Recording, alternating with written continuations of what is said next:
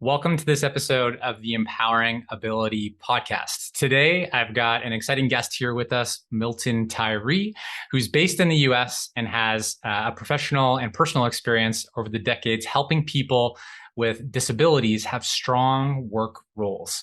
He uses principles from a theory called SRV, or social role valorization, as really the foundation of his work. Milton helps individuals and organizations include, involve, and appreciate people who are often misunderstood and rejected. So he'll be really sharing his insights about customized employment and how to get a job that's set up well for people with disabilities right from the start. So I'd like to welcome in Milton. Milton, how are you? I'm doing well. It's good to see you, Eric. Thanks for inviting me. Yeah, glad that you're here with me. And I've had the pleasure of attending, I believe it was your 4-day workshop on customized employment. And then I've had you come and speak to families that I work with on an ongoing basis in EA Club. Is it 2 times or 3 times?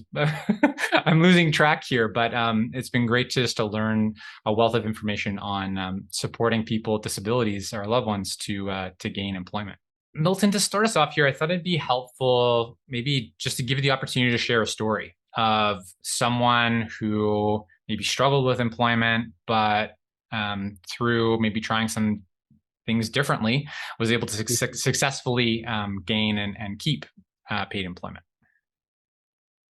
Sure. One story particularly comes to mind, Eric, because it's a before and after story. And I was a part of both parts, the before part that didn't work very well, and the after part that worked much better.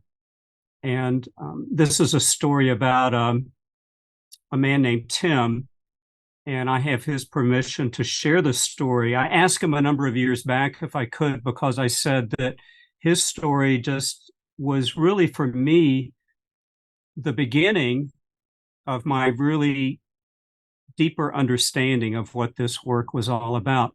And that was 10 years into the work for me. So just a bit of my background, how I got into employment work. I started out as a high school special education teacher, and my students were all going home. So I was frustrated by that. And I ended up getting a job at the sheltered workshop and taking my students who'd been sitting at home with me. And I also got frustrated at the sheltered workshop just because the work wasn't very challenging. We'd run out of work, or people wouldn't have the right kind of work.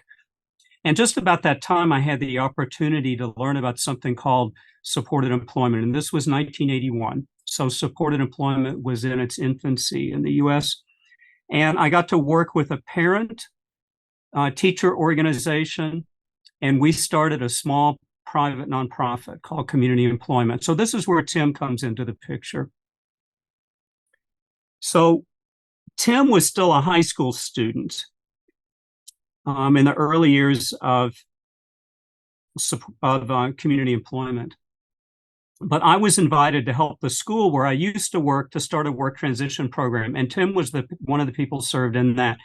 And so the way we were setting up work transition is the way I still see it done sometimes today. And that is, we went into the community around the high school and negotiated with some particular employers to place a student there to try out work. And so that's how I got to know Tim. And we placed him in a little mom and pop grocery, really nice people. They're called Shaw's Grocery. And it was a pretty nice arrangement for the grocery store and the school. It was a nice partnership. But for Tim, it wasn't good at all, because really all it did was point out things that he wasn't good at doing, like staying on task and talking excessively and people not knowing how to handle that, and always needing to have the employment support person by his side all the time, telling him to get back on task. Come on, Tim, hurry up. That's kind of what it was like. Well, right about this time, I had been involved involved at community employment, I guess at that point, for about 7 years. And I got a chance to go to the University of Kentucky and do some in-services about supported employment. And one of the things I knew right away was I had a lot to learn. And so I got to study with just the leading people in the country. It was fabulous. I got to work a lot with Mike Callahan and other people from Mark Gold and Associates. I got to, as you had mentioned, study pretty deeply a theory that just had this profound impact on me called social role valorization theory. I got to meet Dr. Wolfensberger and work with a lot of the associates with the International SRV Association. I had a lot of learning I got to do. And so I worked at the university for 3 years, and I developed this incredible just understanding of what this work was really about. So I went back into direct services. I got restless at the university. I thought, I want to go back and do what I've been teaching, but what I was teaching wasn't what I had done.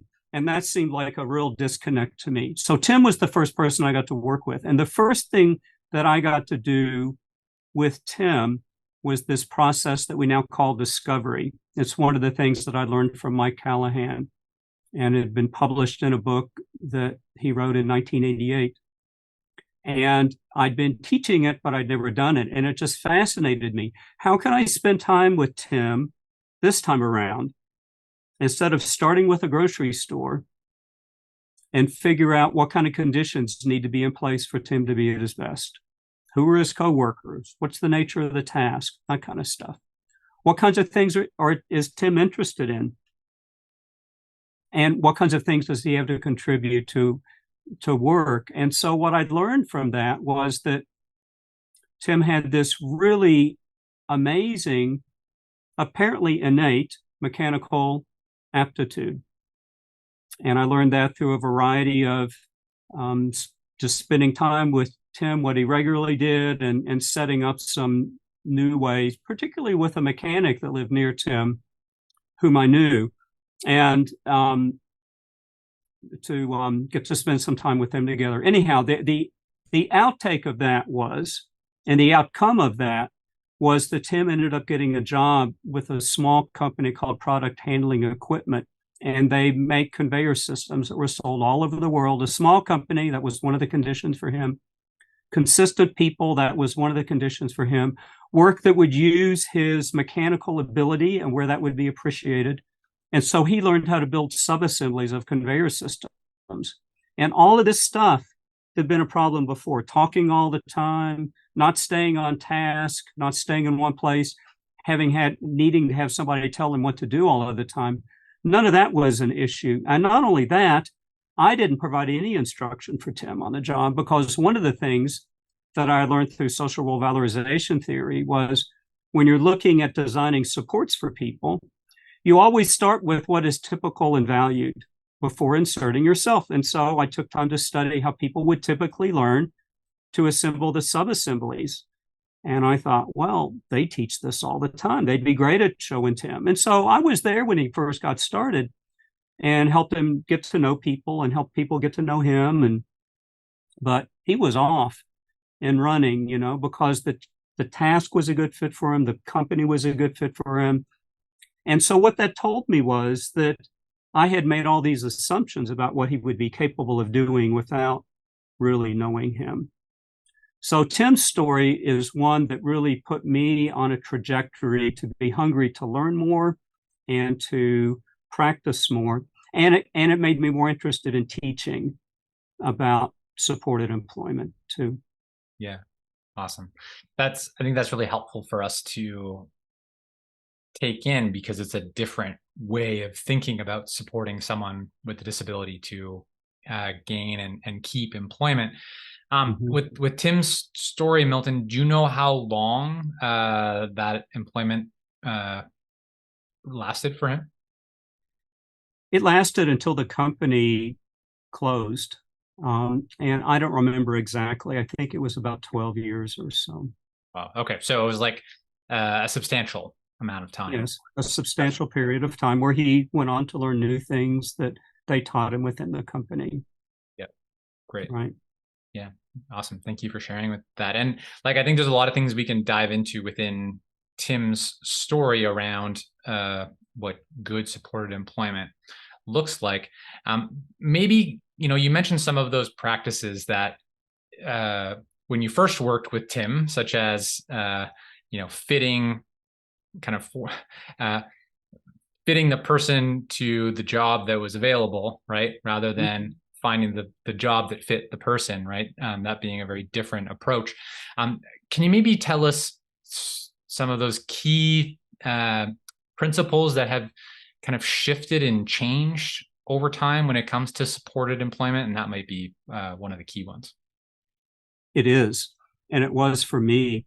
I remember when I first got started in supported employment in 81, the only real ways that I knew of to think about what kind of job would be a good job for somebody was to ask them what they wanted to do, or test them. And neither was adequate, because very often people really didn't have a frame of reference for knowing what they wanted to do.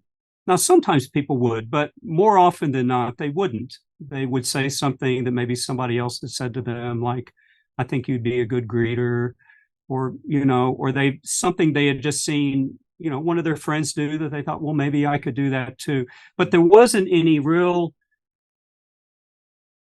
way to think about what would be something that would be really likely to work for this person and something that they would enjoy, for the most part. Like I like my work, I get up in the morning and I look forward to doing it. How could we kind of like the approach that we do with everybody else? I think so. Like what kind of things you're good at doing, and who are the people you're going to be working with, and all of that. So Mike Callahan and Brad Garner wrote a book in 1988, and this is when I was starting at the university, and it's one of many supported employment books that I read. But man, I couldn't lay this one down. And one of the reasons was it talked about this process called the vocational profile. That's what Discovery was called then, what we now call Discovery at Mark Golden and Associates. But it was the vocational profile. And it was described as this process for getting to know people, having a relationship with them, to know what would be more likely to go well for them in terms of the nature of the work and the people and the setting. Things that were interesting to them and things that they had to contribute. And so it's not a linear process. It's not like taking a test and you check off the boxes. It requires some intuition, I think, to think about, well, what I want to learn now and how would I learn that information? It requires, and this is really important for Tim, or it was for me with Tim, and that was, it requires challenging your former assumptions about people, about what they can or cannot do. So for instance, I said, well, Tim can't sit still. He's going to have a job. He's moving all the time, because he was a young man at the time. This young man, is not going to sit still. So what the vocational profile, that we call Discovery, forced me to do was say, so under what circumstances rather does Tim stay in one place? And so I got to learn that there are times that he stays in one place, and there were times when he was like fiddling with electronics, sometimes things other people didn't want him to do, like he would take apart his sister's VCR and things like that. That was one example of when he would sit still. And then I talked to Tim's neighbor, rather, Bill, who was my Volkswagen mechanic, and he had a shop in his home. And I said, I think Tim has some mechanical ability. Could you see what you think? And so they did some work around the shop together. And I was there when they were working a lot of the time. Tim would stay right with Bill, if they were working on an engine or something. And so there were times when he would sit still. And this is, this interest and skill that he had around mechanical his adeptness at mechanically inclined tasks became apparent. So anyhow, this whole process unfolded for me in a way in a way that I felt like, golly, I can envision this guy having a really good job that he likes and where people will appreciate him for who he is and for what he knows. So the very first part of discovery is spending time with people doing familiar things. So we did that. And then we branched off to doing novel things. So working with Bill was something down the road a bit, a month or so down the road after I got to know Tim in other ways, just how we spent time around the house and in the neighborhood and the Buckner and Crestwood community, real rural area of the state. Right. So that discovery process being another kind of part of that shift of identifying really who that person is, what their interests might be, what their capabilities might be, challenging your assumptions. Mm-hmm. So that being a kind of a key change as well. Are there other kind of key changes that you've seen historically, Milton, and what good employment supports look like? So that was a big one, starting with the person and not the job, and having a way to think about that. And keep in mind that was 1988, which best I can figure is about 35 years ago. Is that right? As amazing as that sounds. Something like that. I'm having a hard time doing the math. Yeah. So it might be something like that. A bunch of years. It is 35. It is 35 years. Okay. So one of the things about that is that, the vocational profile was like the first iteration of what we now call discovery. So it doesn't look just like it did in 1988. The idea behind it is the same, but we've gotten a lot more sophisticated about the process. And so that's one thing to know, that discovery is not a new thing, and it's been evolving over time. And Mark Golden Associates is not the only organization that teaches discovery. I know Griffin Hammis Associates teaches discovering personal genius. It comes from the same root here. Yep. So and I think Transcend and some other organizations do too. So that was huge, because so much of the work had been either asking people what they wanted to do, or testing them, or just putting people in an available job, which is pretty much what happened to Tim at the grocery. And that still happens to people I hear in work transition programs, people in schools. The school has these set places to go. Well, that's a problem, because none of those worked very well. And it can have the opposite to the desired effect, which is people leaving school thinking about, wow, I want to go work. Instead, leaving school with people thinking, well, this person can't work, or that person themselves thinking, well, if that's work, then count me out, So that's huge, discovery. The second area that I got to work with this understanding with Tim was to study the company, to develop relationships within the company, and study the company in the same way that you get to spend time with the person and understand the person and develop a relationship with the person. How do you develop relationship with people in the company? Understand what's important to the company, how they typically do things, who teaches, what does that look like? And I really had my grounding in that from social role valorization theory, but because it was 1991. But in the later 90s, Mark Golden Associates came out with a highly complementary way of looking at that. We call it the 7-phase sequence, and that's how we teach job development now. So this has been around for, going on 3 decades too. So it's not a new thing. but just like discovery, we've learned more about it over time. So we call that the 7-phase sequence. And it's much richer, really, than the culturally valued analog, what you use in SRV theory. What happens with valued people? What are valued practices with valued people in a particular instance? And how could those be helpful to the person you're supporting? So the 7-phase sequence starts by learning about the culture of the company. Who are the people who work there? What are the methods of tasks that people are be learning? Then you look at the means for people to learn their jobs. Then you spend time with the people who teach, and you have those people teach you so you can see, not so you can teach being the support person, but so you can know how that person teaches, and you know the person you're representing. And so you can come up with a plan for people who typically teach to do that as much as possible.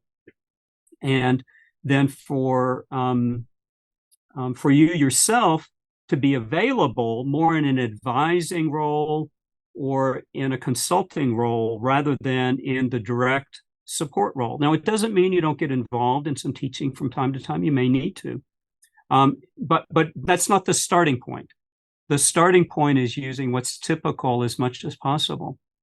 So something else I want to say about that, which again is an older piece of research, but another brilliant person I got to learn from, when I was kind of getting my sea legs in supported employment, a man named David Mank, who at that point in time was in Oregon. But later on, David did a lot of the early work in supported employment and stayed with it. And when this issue of Jan Nisbet and Dave Hagner wrote this paper called Natural Supports in the Workplace, a reexamination of supported employment in 1988. And that's what introduced the idea around natural supports. And then, that's where, to me, SRV was helpful and the 7-phase sequence was helpful. Well, David Mank, here's the point. David Mank did a study a number of years into this, but I think it was just, like the early 2000s or something. And so he did a study to find out what are the benefits of people getting support from the people who typically provide support. And what he learned from that, some of it was predictable, that people were more integrated as employees in the business. People knew them, be more likely to ask people out to lunch, all that kind of thing. But he also learned that people made more money. The more typical support people got, the more money they earned. But the most important thing to me that was learned from that was how important it is from the very first day of a person's job to start getting instruction from the people who typically provide it. Because he said that if who it is that starts providing instruction, that becomes the norm. And it's very difficult to change later. So this whole idea that we'd had in our heads that we'll start instruction and then gradually shift it over to the people who are there, that didn't happen much. But yeah. So from the first day, the people who typically provide instruction need to do that. Right. Makes sense that dependency gets started and then it's very difficult to break, both for that right. person receiving support from the job coach and from the business's perspective being dependent on that job coach being in their business. So it's a really important point. I'm writing down a couple of notes here as you're talking, Milton. And one of the things that I wrote down before you started talking about it was like research stats. Is there any research that's has been done that talks about, like you mentioned, the higher rates of pay, right? When taking an approach that is based on these practices of discovery, the 7-phase sequence, and would all that be considered customized employment, Milton? When you talk about it was, I think early iteration of customized employment, okay, which is the next big shift. So, okay. But before I talk about just one question, we'll get to customized employment. But like, is there any research or stats that show kind of like the success rates in terms of getting employed and keeping employment using these practices you're talking about versus kind of the original practices that you first tried to use with Tim? Well, David Mank did a number of studies with colleagues, and I believe they were the early 2000s. I can look that up and send it to you when we Okay. finish, if you like. Yeah, sure. I Yeah, was just and curious. it was around the benefits of pay and integration. Okay. The benefits of pay and integration were significant. I'm trying, there was one that there are other studies that have been done. There was one in the Journal of Vocational Rehabilitation a number of years, much more recent than Dr. Manx, that was about the impact of pre-vocational programs and wages. And what they found was of wages, this is people who went to a pre-vocational program and then got a job. And what they learned was that people who went to a pre-vocational program earn lower wages than people who did not go to a pre-vocational program. And when you say pre-vocational, that might be like work readiness, or there might be different names. A work readiness kind of program, like kind of like where I worked at a sheltered workshop, something like that, or and they attributed that in the paper to people's expectations that they had of themselves and that the employers had of them. They had it wasn't a real clear line as to why that happened, but it was clear that that did happen. So, but honestly, I think a lot of the benefit to these practices is just intuitive. Of course, it's going to work better. I mean, of course, it's going to work better for people to be in a job that's a good fit for them than one that's just arbitrary. Of course, it's going to work better for them and the employer.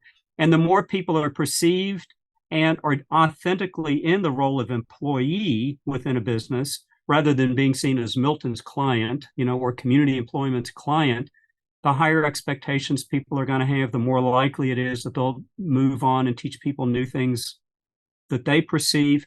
The more they're seen that somebody would be seen as my client, the more they're going to be looking to me all the time, saying, "What do you think Tim could do this?" Yeah.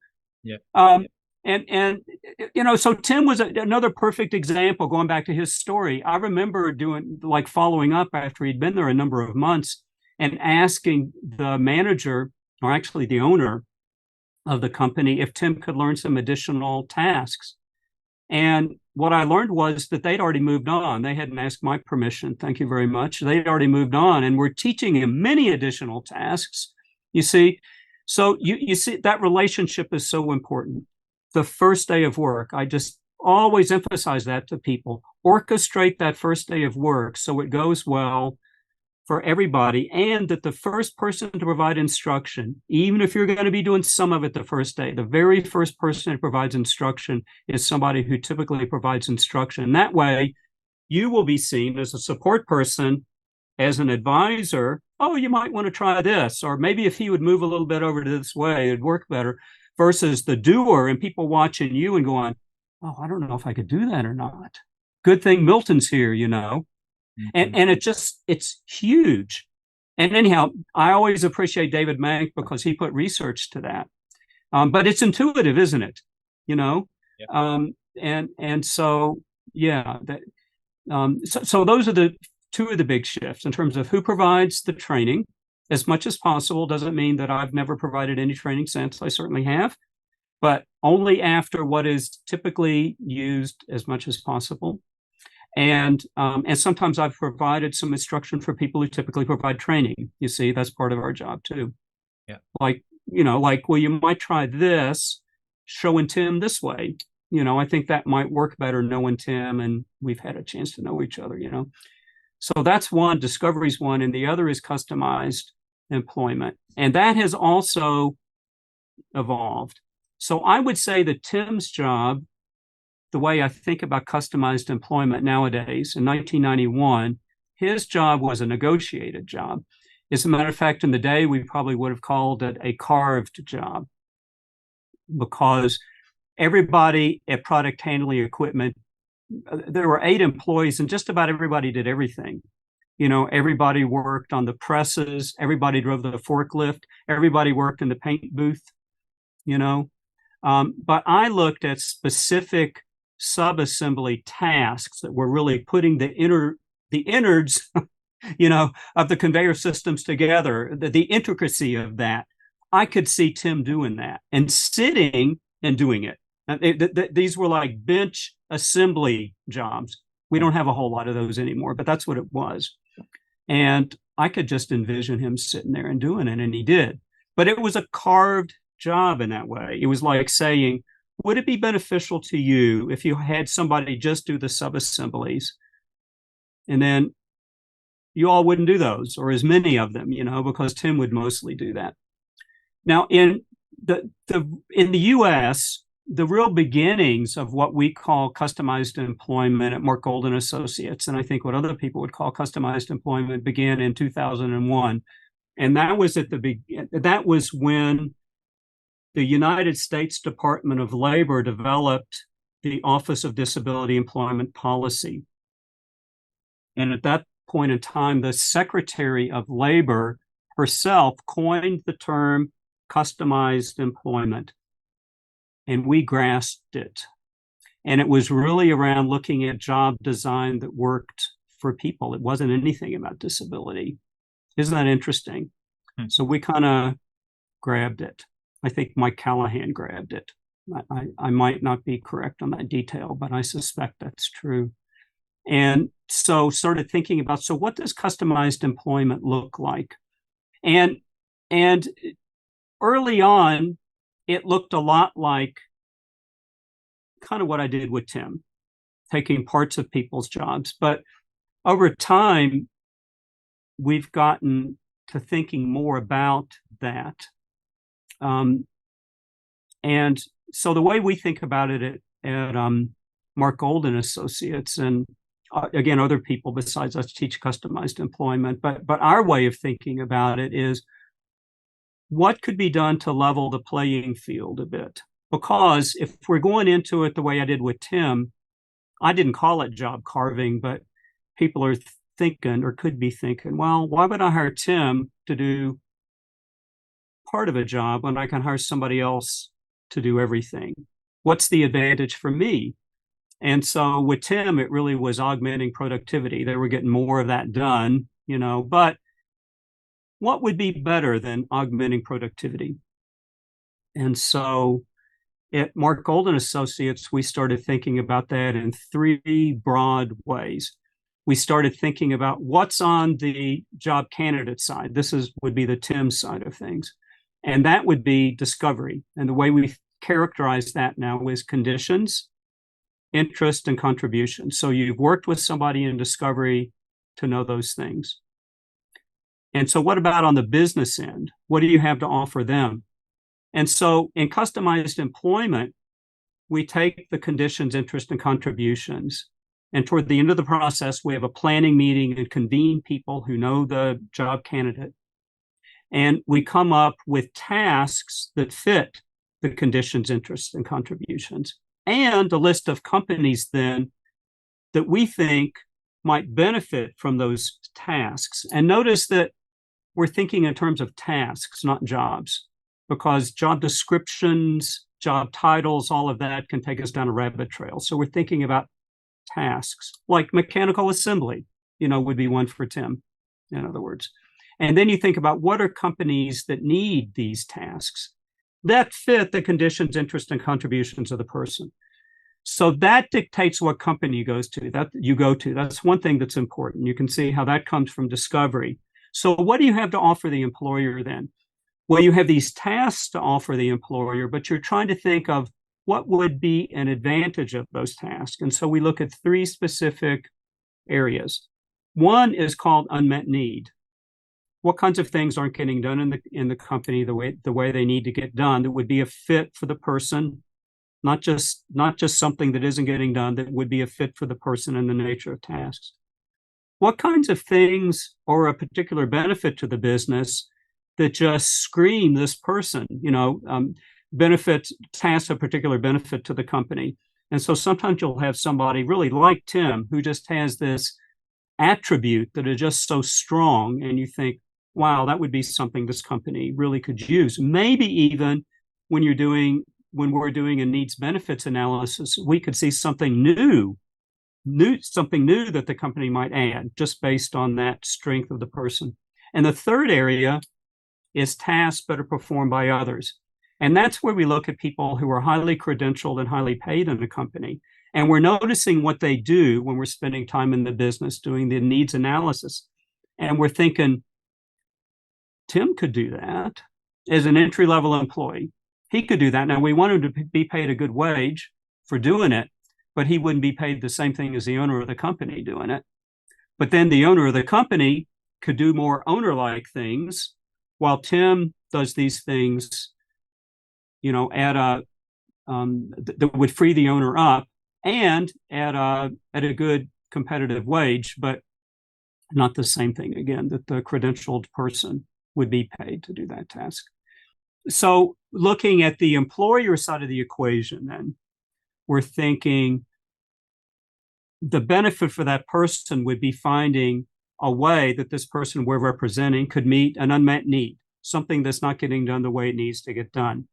A task of particular benefit to the company, a task that is an exceptional fit for the person we're representing and would add value to the company. And then the third area is tasks better performed by others, where the person would be paid a good, solid entry-level wage that anybody else at the company would be paid for doing an equivalent sort of task, but it would free up a higher paid and credentialed person to do more of those fitting kinds of tasks. And so that's where we're thinking currently in terms of customized employment, this evening of the scales a bit. We're giving the company this, and we're providing access to good work for the job candidate like this and making it more balanced. Right. And we're in the process creating valued employees, right? Not just tokenized jobs Right. for the sake of saying that, hey, we employ someone with a disability. So That's super important. And I think that process is really helpful for us to start to think about. A question that came up for me when we're looking for that discovery process of, okay, we've identified the conditions, interests, contributions of the individual. We've done that work. Now we're thinking of the tasks, right? Of where in our community there are tasks that our loved one or the person we're supporting could be doing. And then we're thinking about the companies. When we're thinking about the companies, I'm curious, have you seen any difference in success rates between looking at like family-owned companies versus larger corporations, or have you noticed any differences there? I mean, because just off the top, for me, you might be able to build better relationships with, a family-owned company and might have more continuity over time. But I'm just curious from your experience. Oh, you're absolutely right. That customized employment certainly can work in a company of any size, and it has. But your odds are better with small business for the reasons you name. I mean, they're going to have more flexibility to make decisions. It was like product handling equipment in Tim, small family-owned company. They sold conveyor systems internationally, but small company. Yeah, they can decide right then, yeah, we'll do this. We've never done this before, but that sounds good to us, and they don't have to call, Atlanta or New York or Los Angeles to make a decision. Yeah. So small companies are preferable. Yeah. Okay. That's helpful, and that makes sense. So, Milton, just a couple of questions, a few more questions before we kind of start to wrap up. And I know I've asked you this question a couple of times. It's not the easiest question to answer, but I'm just thinking of, the mom that's out there listening to this, and she wants to help her loved one to, maybe get their first paid part-time job, and loves what you're saying around customized employment, job discovery, having the job fit the person, right? Versus the other way around.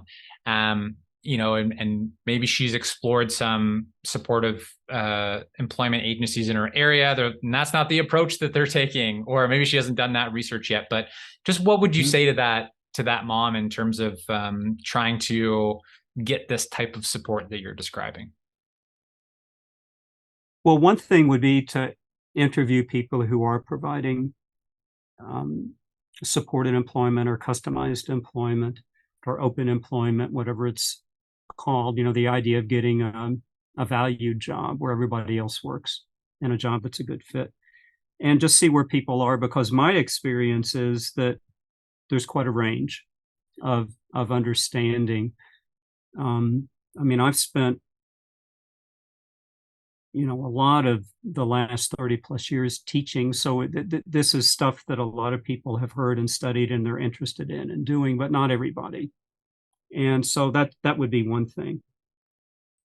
If there, and certainly there are places, that just aren't going to have services. And I think there is a lot that families can do, like with these same principles.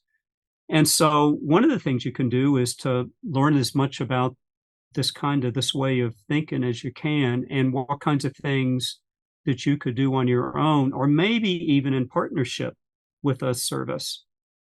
Maybe you could do some and they could do some. And maybe you'd find people who'd want to go along with you in doing it. So I know, Eric, and just in my experience with your parent groups, that you've had some parents negotiate really good jobs, for their sons and daughters.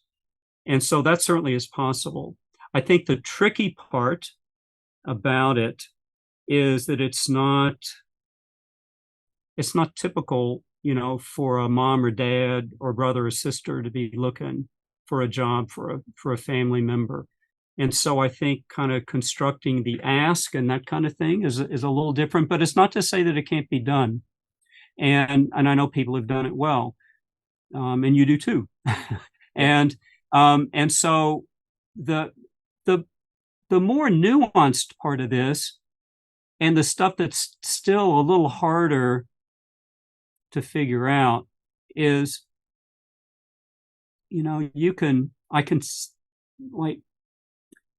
unless you have some kind of professional identity as a consultant, a job consultant, or that's what I call myself, an employment consultant. And so I like to spend some time in your company, and I have insurance to do that and everything, that I'd like to spend some time here to understand more about what's important to you and how you do things, to see if there might be something to be a fit for Tim. And generally people will let you do that, if they think that's something that's worthy of exploring, they'll let you. I have a harder time envisioning, a parent being able to do that, to get back there and do it from, so that would be an example where either you kind of have to operate without that level of information, which is possible, but not ideal. Or again, maybe you could partner with somebody within an organization and they could do that part of it. Yeah. The other option that comes to mind that you've shared previously is if you have the funds or access to some sort of support that gives you flexibility over how you can direct funds, you could hire someone yourself, a contractor or something like that, to play that role. And they might need some support on understanding these ideas and implementing them as well.